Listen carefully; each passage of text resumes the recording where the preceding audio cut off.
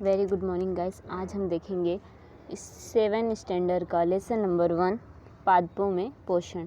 कक्षा 6 में आप पढ़ चुके हैं कि सभी जीवों के लिए भोजन आवश्यक है। आप यह भी पढ़ चुके हैं कि कार्बोहाइड्रेट, प्रोटीन, वसा, विटामिन एवं खनिज भोजन के घटक हैं। भोजन के ये घटक हमारे शरीर के लिए आवश्यक हैं तथा इन्हें पोषक कहते हैं। सभी जीवों को भोजन की आवश्यकता होती है। पादप स्वयं के लिए भोजन बना सकते हैं, परंतु मानव सहित कोई भी प्राणी अपना भोजन स्वयं नहीं बना सकता। वे पादपों का आहार ग्रहण करने के लिए जंतुओं से अपना भोजन प्राप्त करते हैं। अंततः मानव तथा अन्य प्राणी प्रत्यक्ष या परोक्ष रूप से पादपों पर निर्भर करते हैं। पादपों में पोषण विधि 1.1 हम देखेंगे। केवल पादप ही ऐसे जीव हैं जो जल, कार्बन डाइऑक्साइड एवं खनिज की सहायता से अपना भोजन बना सकते हैं। ये सभी पदार्थ उनके परिवेश में उपलब्ध होते हैं। पोषक पदार्थ जीवों की शारीरिक संरचना, वृद्धि तथा क्षतिग्रस्त भागों के रखरखाव के लिए समर्थ बनाते हैं तथा विभिन्न जैव प्रक्रमों के लिए आवश्यक ऊर्जा भी प्रदान करते हैं। सजीवों द्वारा भोजन ग्रहण करने एवं इसके उपयोग की विधि को पोषण कहते हैं। पोषण 1 मार्क्स में पूछ सकता है, तो आप लोग टिक कर लेना, इसे रीड कर लेना। पोषण की वह विधि जिसमें जीव अपना भोजन स्वयं संश्लेषित करते हैं स्वपोषण कहलाती है। Understand everybody? चलो come to the next point. ऐसे पादपों को स्वपोषी कहते हैं। जंतु एवं अधिकतर अन्य जीव पादपों द्वारा संश्लेषित भोजन ग्रहण करते हैं, उसे विषम पोषी भोजन कहते हैं। ठीक है। अब हम पूछ सकते हैं कि पादपों की खाद्य फैक्ट्रियाँ कहाँ स्थित हैं। क्या भोजन पादप के सभी भागों में निर्मित होता है अथवा केवल कुछ विशेष भागों में? पादप अपने परिवेश में कच्ची सामग्री किस प्रकार प्राप्त करते हैं? खाद्य फैक्ट्रियों तथा उनका स्थानांतरण किस प्रकार होता है? 1.2 प्रकाश संश्लेषण पादपों में खाद्य संश्लेषण का प्रक्रम। पत्तियां पादप की खाद्य फैक्ट्रियां हैं। अंततः सभी कच्चे पदार्थ पत्तियों तक पहुंचने चाहिए। मृदा में उपस्थित जल एवं खनिज जड़ द्वारा अवशोषित किए जाते हैं तथा तने के माध्यम से पत्तियों तक पहुंच जाते हैं। पत्ती की सतह पर उपस्थित सूक्ष्म रंध्रों द्वारा वायु में उपस्थित कार्बन डाइऑक्साइड प्रवेश करते हैं। ठीक है। कोशिकाएं, इसे आप देख लो, ये हमारे हाथों के अंदर ऐसी कोशिकाएं दिखाई देती हैं। ठीक है। आपने देखा होगा कि इमारत हमारे घर बने होते हैं, ईंटों के बने होते हैं। ठीक है। इसी प्रकार सजीवों का शरीर सूक्ष्म इकाइयों से बनता है जो कोशिका कहलाती है। कोशिकाओं को सूक्ष्मदर्शी द्वारा देखा जा सकता है। इसे हम लोग अपनी खुली नीली आंखों से नहीं देख सकते, उसे हम सूक्ष्मदर्शी यंत्र के द्वारा ही देख सकते हैं। कोशिकाओं को सूक्ष्मदर्शी द्वारा देखा जा सकता है। कुछ जीव मात्र एक कोशिका के बने होते हैं।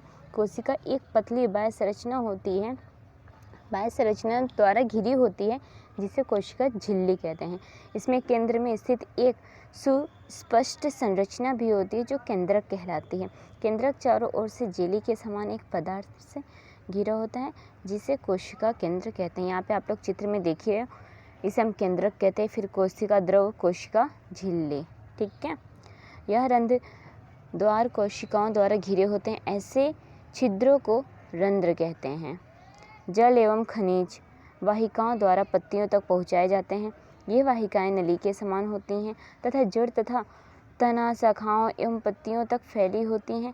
पोषकों को पत्तियों तक पहुँचाने के लिए ये वाहिकाएं एक सतत मार्ग बनाती हैं। पादपों में पदार्थों के परिवहन के विषय में आप अध्याय 11 में पढ़ेंगे। ठीक है।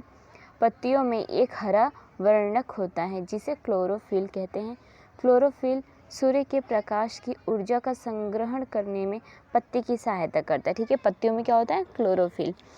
और ये क्या करता है? सूर्य के प्रकाश को एकत्रित करता है पत्तियों के द्वारा। इस ऊर्जा का उपयोग जल एवं कार्बन डाइऑक्साइड से खाद्य संश्लेषण में होता है।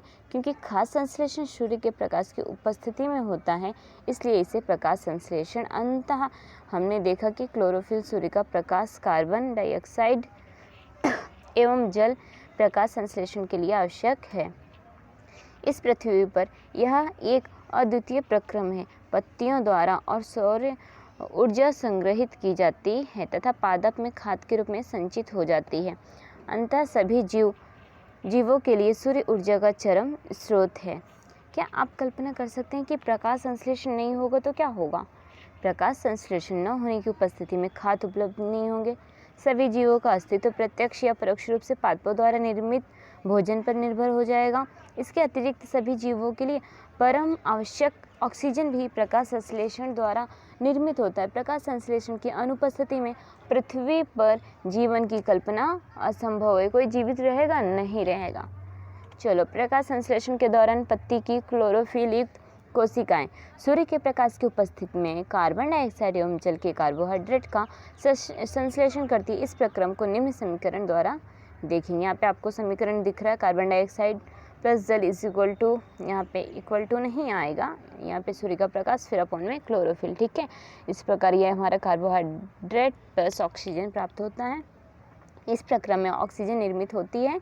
कार्बोहाइड्रेट अंतः पत्तियों में मंड यानी कि स्टार्च, ये आपने 6th स्टैंडर्ड में देखा है, के रूप में संचित हो जाता है। ठीक है, यहाँ पे आप ये देखो क्लोरोफिल, आपको मैं ड्राइंग बड़ा करके दिखा रही हूँ। द्वार कोशिकाएं, रंध्र, ठीक है, ये पत्ती की कांट, ये पत्ती है जो पत्ती का अंदर का भाग है। ठीक है, द्वारी कोशिका, पत्ती और रंध्री की द्वार, ये सब आपको प्रैक्टिकल देखना पड़ेगा एक पत्ती लेके। चलो, क्लोरोफिल युक्त कोशिकाएं दर्शाते हुए किसी पत्ती का काट चित्र। ठीक है, क्लोरोफिल की कोशिकाएं हमें यहाँ पे दर्शाई दिख रही हैं। इस प्रकार हम लोग यहाँ देख सकते हैं पत्ती द्वारा जाते हैं। पत्ती में स्टार्च की उपस्थिति प्रकाश संश्लेषण प्रक्रम का संपन्न होना दर्शाती। स्टार्च भी एक प्रकार का कार्बोहाइड्रेट है। सौर ऊर्जा, कार्बन डाइऑक्साइड। ठीक है, यहाँ पे देखो किस प्रकार सूरज, पत्तियाँ इस सूर्य से प्रकाश संश्लेषण संग्रहित करती हैं। पत्तियों में क्लोरोफिल होता है, फिर ये जल एवं खनिज ऊपर से प्राप्त करती है। इस प्रकार वो अपना आहार बनाती हैं। ठीक है, प्रकाश संश्लेषण दर्शाने के लिए व्यवस्थित चित्र। ये चित्र भी आपको 5 मार्क्स में एग्जाम में पूछेगा। ठीक है, तो आप लोग इसे एक बार देख लेना, गो थ्रू फॉर दिस। चलो, 1.1 क्रियाकलाप हम फिर से देख लेंगे। दूसरा, एक ही प्रकार के पादपों के 2 गमले लीजिए। एक को अंधकार, ये याद आ रहा है ना, कुछ इसे हमने 6th स्टैंडर्ड में भी किया था। मैं एक अंधकार में 72 घंटों के लिए यानी कि 72 घंटों के लिए रखिए तथा दूसरे को सूर्य के प्रकाश में रखिए। दोनों पादपों की पत्तियों में आयोडीन परीक्षण उसी प्रकार कीजिए जैसा आपने कक्षा 6 में किया था। याद आया कुछ? चलो आगे, आपने अवलोकनों को नोट कीजिए। जब उस गमले को जिसे आपने अंधकार में रखा था 3 से 4 दिनों के लिए सूर्य के प्रकाश में रख दीजिए तथा पुनः इसकी पत्ती पर आयोडीन परीक्षण कीजिए। अपने परीक्षण अपनी नोटबुक में लिखें। हरी पत्तियों के अतिरिक्त अन्य वर्ण की पत्तियों में भी क्लोरोफिल होता है, परंतु इन पत्तियों में उपस्थित लाल, भूरे तथा अन्य वर्णक क्लोरोफिल में हरे रंग का प्रच्छादन कर देते हैं, अर्थात ढक देते हैं। इन पत्तियों में भी प्रकाश संश्लेषण होता है। आपने गीली दीवारों पर तालाब या ठहरे हुए जलाशय में हरे और पंखी काई जैसा कुछ पादप देखा होगा। ठीक है, वो भी एक प्रकार के पादप हैं। ये सामान्यतः कुछ जीवों की वृद्धि के कारण बनते हैं। इसे हम शैवाल कहते हैं। ठीक है, शैवाल भी 1 मार्क्स में MCQ में पूछ सकता है, आप लोग टिक करते रहना। क्या आप कल्पना कर सकते हैं कि इसका रंग हरा क्यों होता है? इसमें क्लोरोफिल होता है जिसके कारण ये हरे दिखाई देते। किसमें? काई में। ठीक है, उसे और हम शैवाल के रूप में जानते हैं। ठीक है, ये रहा। इस प्रकार पत्तियों में भी हमें कभी कभी दिखता है। इसमें क्लोरोफिल होता है जिसके कारण ये हरे दिखाई देते हैं। शैवाल भी प्रकाश संश्लेषण द्वारा अपना भोजन स्वयं बनाता है। पादपों में कार्बोहाइड्रेट के अतिरिक्त अन्य खाद्यों का संश्लेषण। अभी आपने पढ़ा कि प्रकाश संश्लेषण प्रक्रम द्वारा पादप यानी कि पौधे कार्बोहाइड्रेट का संश्लेषण करते हैं। कार्बोहाइड्रेट कार्बन, हाइड्रोजन एवं ऑक्सीजन से बनते हैं। इनका उपयोग खाद्य के अन्य घटकों के संश्लेषण में होता है, परंतु प्रोटीन, नाइट्रोजन पदार्थ के जिसमें कार्बन, ऑक्सीजन एवं हाइड्रोजन के अतिरिक्त नाइट्रोजन भी होता है। पादपों को नाइट्रोजन कहाँ से प्राप्त होता है? पादपों यानी कि पौधों को नाइट्रोजन कहाँ से मिलता है वो हम देखें। याद कीजिए, वायु में नाइट्रोजन गैसीय अवस्था में प्रचुर मात्रा में पाई जाती है। ऑफकोर्स वायु यानी कि हवा में नाइट्रोजन प्रचुर मात्रा में पाई जाती है, परंतु पादप इसका अवशोषण इसी प्रकार में नहीं कर सकता। मिट्टी में कुछ विशेष जीवाणु होते हैं जो गैसीय नाइट्रोजन का उपयोगी यौगिकों में परिवर्तित कर मृदा में निर्मुक्त करते हैं। वह विलेय पदार्थ पादपों द्वारा जल के साथ अवशोषित कर लिए जाते हैं। संभवतः आपने देखा है कि किसान अपने खेतों में उर्वरक तथा खाद डालते हैं। जिसमें नाइट्रोजन पदार्थों की प्रचुरता होती है। इस प्रकार अन्य संघटकों के साथ पादपों की नाइट्रोजन की मांग की आपूर्ति हो जाती है। इसके पश्चात पादप खाद के अन्य संघटकों जैसे कि प्रोटीन एवं वसा यानी कि चर्बी का संश्लेषण करते हैं। 1.3 देखेंगे पादपों में पोषण की अन्य विधियां। कुछ पादप ऐसे भी हैं जिसमें क्लोरोफिल नहीं पाया जाता। वे भोजन संश्लेषित नहीं कर सकते। वे कैसे जीवित रहते हैं तथा वे पोषक किस प्रकार प्राप्त करते हैं। मनुष्य एवं अन्य प्राणियों की तरह ये पादप भी अपने पोषण के लिए अन्य पादपों द्वारा निर्मित खाद पर निर्भर होते हैं। वे विषम पोषी प्रणाली का उपयोग करते हैं, जो हम चित्र 1.5 में देखेंगे। ठीक है। क्या आपको एक वृक्ष के तने एवं शाखाओं से लपटी रस्सी नुमा पीले रंग की संरचना दिखाई देती है? ये अमरवेल का पादप है। इसमें क्लोरोफिल नहीं होता है। ये अपना भोजन उस पादप से प्राप्त करते हैं जिस पर ये आरोहित होते हैं। वह पादप परपोषी कहलाता है। ठीक है। दूसरे पर निर्भर यानी कि परपोषी। क्योंकि अमरवेल जैसे पादप परपोषी को अमूल्य पोषकों से वंचित करते हैं, अतः इन्हें परजीवी कहते हैं। यहाँ पे आप लोग को ये दिख रहा है पीला पीला। क्या हम एवं अन्य जंतु भी इसी प्रकार के परजीवी हैं? आपको इस पर विचार करना चाहिए। ऑफ कोर्स अपने अध्यापक से इस विषय में चर्चा कीजिए। हम भी हैं, चलो देख लो। क्या आपने ऐसे पादपों को देखा है या उसके विषय में सुना है जो जंतुओं का भक्षण करते हैं? यस, कुछ ऐसे पादप भी हैं जो कीटों को पकड़ते हैं तथा उन्हें पचा सकते हैं। क्या यह विषयकारी नहीं है? ऐसे पौधे हरे या अन्य किसी रंग के होते हैं। चित्र 1.6 के पादप को देखिए। इसकी घट के समान दिखाई देने वाली संरचना वास्तव में इसकी पत्ती का रूपांतरित भाग है। पत्ते का शीर्ष भाग घड़े का ढक्कन बनाता है। घड़े के अंदर अनेक रोम होते हैं जो नीचे की ओर ढलके रहते हैं, अर्थात अधोमुखी होते हैं। जब कोई कीट घड़े में प्रवेश करता है तो यह उसके रोमों के, यहाँ पे आपको ये ड्राइंग दिख रही है, इसे हमें समझने के लिए बोला। ठीक है। किस प्रकार ये मटके के आकार का होता है, किस प्रकार ये ढका होता है। ठीक है। और किस प्रकार अगर कोई कीट इसमें प्रवेश करे तो उसके रोमों को बीच में फंस जाता। कोई भी यानी कि कीट अगर इसके अंदर जाता तो वो उसके रोमों के बीच में फंस जाता है। घड़े में उपस्थित पाचक रस द्वारा कीटों का पाचन हो जाता है। कीटों का भक्षण करने वाले ऐसे पादप कीटभक्षी पादप कहलाते हैं। विनस फ्लाइस ट्रैक तथा संडियो कीटभक्षी पादपों के 2 अन्य उदाहरण हैं। इनके बारे में जानकारी प्राप्त कीजिए। क्या यह संभव है कि इस प्रकार के पादपों को मृदा से वे सभी पोषक नहीं मिल पाते जिनकी इन्हें आवश्यकता है? मृत जीवी 1.4 आप देख लो फटाफट।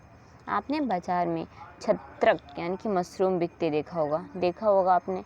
वर्षा के दिनों में वृक्षों की सड़ी गली टूटी टहनियों तथा तनों या छाल पर छाते के समान संरचना के गुच्छे भी आपने देखे होंगे। आइए देखें कि जीवन यापन हेतु इन्हें किस प्रकार के पोषकों की आवश्यकता होती है और वे उन्हें कहाँ से प्राप्त करते हैं। ठीक है। ये देखो, ये मशरूम है। आपने ये छत्ते की आकार का अपनी गली में देखा ही होगा। छत्रक के पैकेट सड़ी गली वस्तु पर उगा छत्रक। ठीक है। क्रियाकलाप 1.2 ब्रेड यानी कि डबल रोटियां में लेनी है।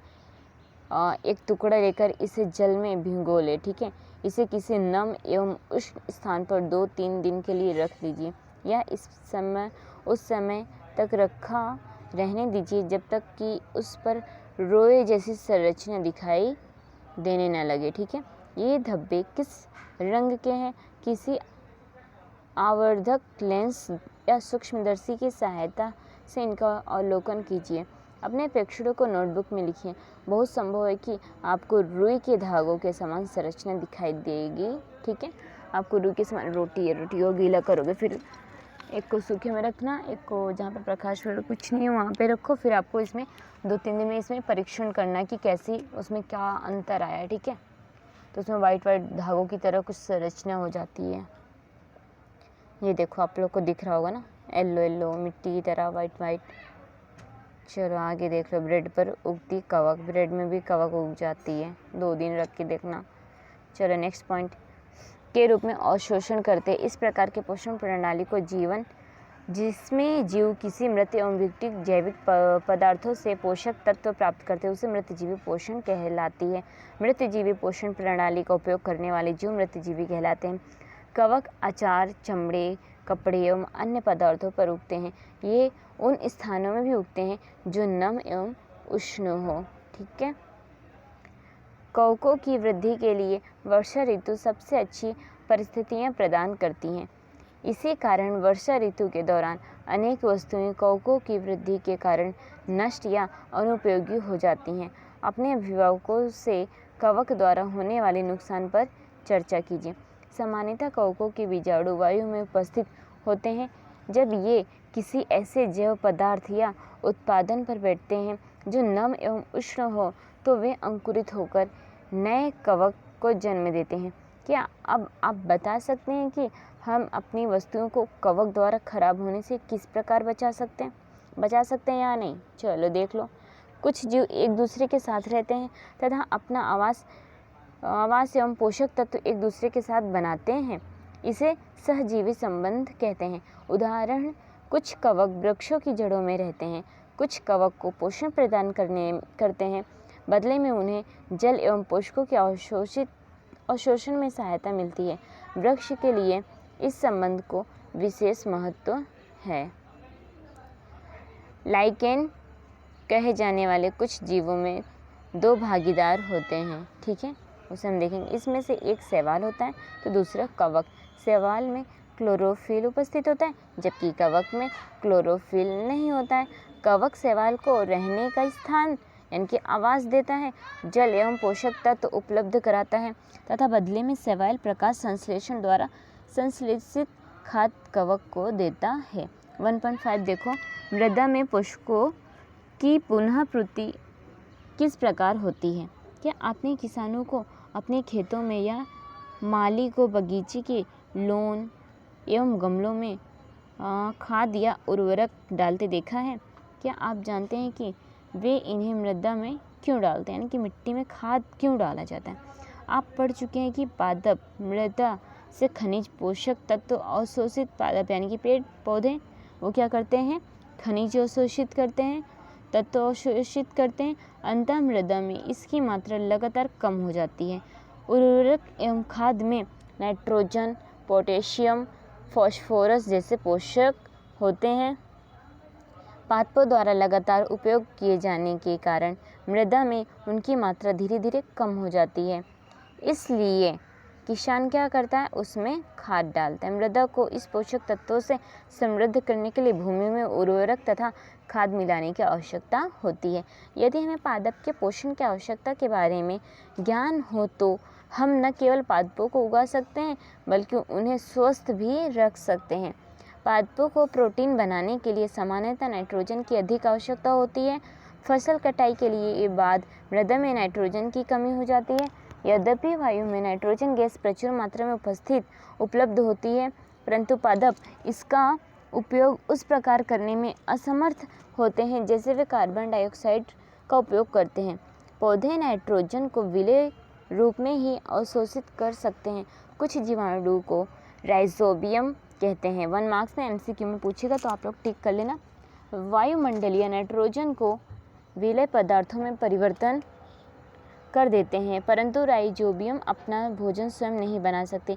ये चना, मटर, मूंग, सेम तथा अन्य फलीदार पादपों की जड़ों में रहते हैं तथा इन्हें नाइट्रोजन की आपूर्ति कहते हैं। अधिकतर दालें फलीदार पादपों से प्राप्त होती हैं। इसके बदले पादप राइजोबियम जीवाणु को आवास एवं खाद प्रदान करते हैं। अंततः उसमें सहजीवी संबंध होता है। इस संबंध को किसानों के लिए विशेष महत्व है।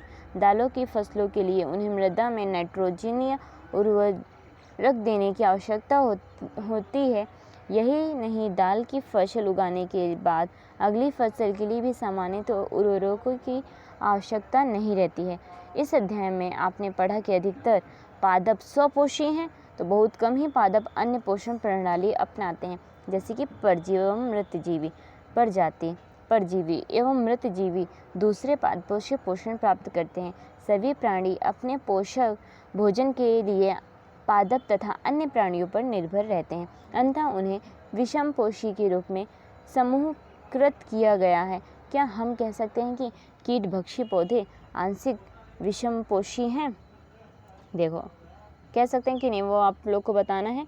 और यहाँ पे ये प्रमुख शब्द दिए: स्वपोषी, क्लोरोफिल, विषमपोषी, परपोषी, कीटभक्षी, पादप, पोषक, परजीवी, प्रकाश संश्लेषण, मृतजीवी, रंध्र, सहजीवी संबंध, कवक, ये सब आपने इस लेसन में देखा। आपने क्या सीखा ये आप लोग देख लेना फटाफट, ठीक है बच्चों, और आप इसका अभ्यास कर लेना, स्वाध्याय कंप्लीट कर लेना। इसके बाद हम नेक्स्ट वीडियो में, नेक्स्ट लेक्चर में मिलेंगे।